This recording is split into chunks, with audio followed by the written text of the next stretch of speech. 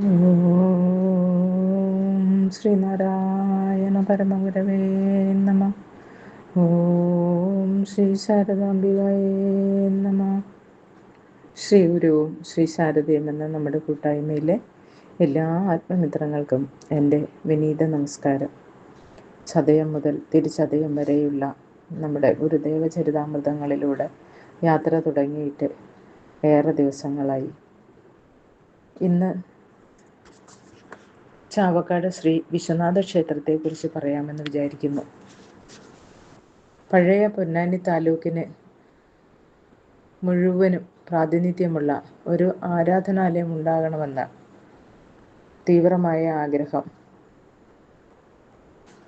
ചാവക്കാടുകാർക്കുണ്ടായി.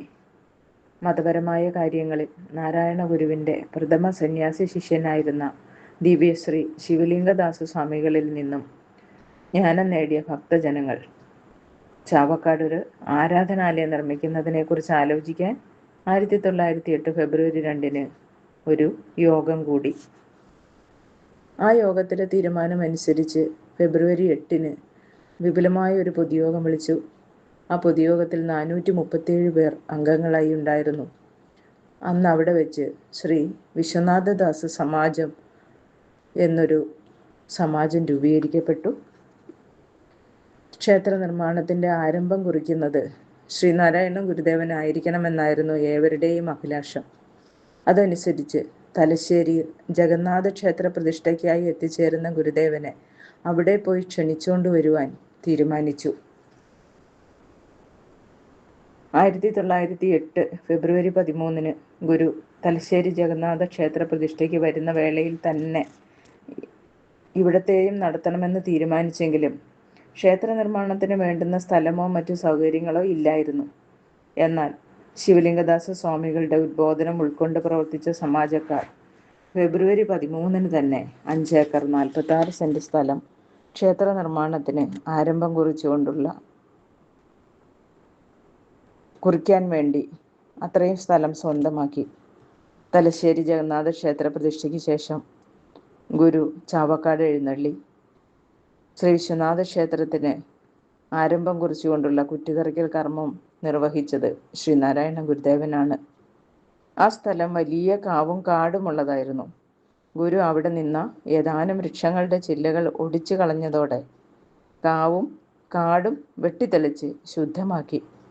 സമാജം president Shri Ravunni Panicker, secretary Shri AP Balaram എന്നിവരുടെ നേതൃത്വത്തിൽ ക്ഷേത്ര നിർമ്മാണ പ്രവർത്തനം വളരെ വേഗതയിൽ നടക്കുകയും 1910 ഫെബ്രുവരി 1085 കുംഭമാസത്തിലെ ശിവരാത്രി നാളിൽ ദിവ്യശ്രീ ശിവലിംഗദാസ സ്വാമികൾ അവിടെ ശിവപ്രതിഷ്ഠ നടത്തി. ക്ഷേത്ര സമീപത്ത് സ്ഥാപിച്ചിരുന്ന ശ്രീ വിവേകാനന്ദ സത്രത്തിൽ 1918 മുതൽ ശിവലിംഗദാസ സ്വാമികൾ താമസിച്ചിരുന്നു. എന്നാൽ പെരിങ്ങോട്ടുകരയിലേക്ക് താമസം മാറ്റുന്നതിന് അവിടുത്തെ ഭക്തജനങ്ങൾ സ്വാമിജിയെ നിർബന്ധപൂർവ്വം ക്ഷണിച്ചെങ്കിലും സ്വാമികൾ അവിടം വിട്ട് എങ്ങോട്ടേക്കുമില്ല എന്ന് പറഞ്ഞു. ഈ വിവരമറിഞ്ഞ ഗുരു പറഞ്ഞു, ശിവലിംഗദാസ് ശിവലിംഗം പോലെയാണ്, ഒരിടത്ത് പ്രതിഷ്ഠിച്ചാൽ പിന്നെ ഇളകുകയില്ല. 1919 ജനുവരി 8 രാവിലെ 5:30 മണിക്ക് ദിവ്യശ്രീ ശിവലിംഗദാസ സ്വാമികൾ മഹാസമാധി പ്രാപിച്ചു. നാരായണ ഗുരുവിൻ്റെ നിർദ്ദേശപ്രകാരമുള്ള വിധികളോടെ സത്രത്തിന് തെക്ക് ഭാഗത്ത് മഹാസമാധി ഇരുത്തി. മഹാശിവരാത്രി നാളിൽ കൊടിയേറി 10 ദിവസത്തെ ഉത്സവമാണ് ഇവിടെ നടക്കുന്നത്. ഇവിടെ ഇന്ന് നന്ദി വിഗ്രഹവുമുണ്ട്, വളരെ ഉയരമുള്ള ശിവലിംഗമുണ്ട്, ശ്രീ ശിവലിംഗദാസ സ്വാമികളുടെ സമാധി മന്ദിരമുണ്ട്.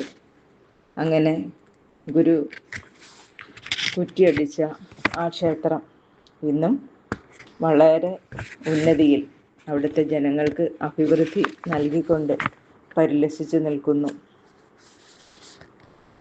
സ്കന്ദഷഷ്ഠി, ശ്രീനാരായണ ഗുരു ജയന്തി, ശ്രീ ശിവലിംഗദാസ സ്വാമി ജയന്തി, തൈപ്പൂയം, പ്രതിഷ്ഠാദിനം തുടങ്ങിയ ദിനങ്ങളെല്ലാം ആഘോഷപൂർവ്വം കൊണ്ടാടി വരുന്നു. ഗുരുദേവ സമാധി ദിനവും ശ്രീ ശിവലിംഗദാസ സ്വാമികളുടെ സമാധി ദിനവും അവിടെ വിശേഷ പൂജകളോടെ ആചരിക്കുന്നു. കർക്കിടമാസം, മണ്ഡലകാലം എന്നീ അവസരങ്ങളിൽ എല്ലാ ദിവസവും പ്രത്യേക പൂജകളും ഗണപതി ഹോമവും ഒക്കെ അവിടെ നടന്നു വരുന്നു. നന്ദി, നമസ്തേ.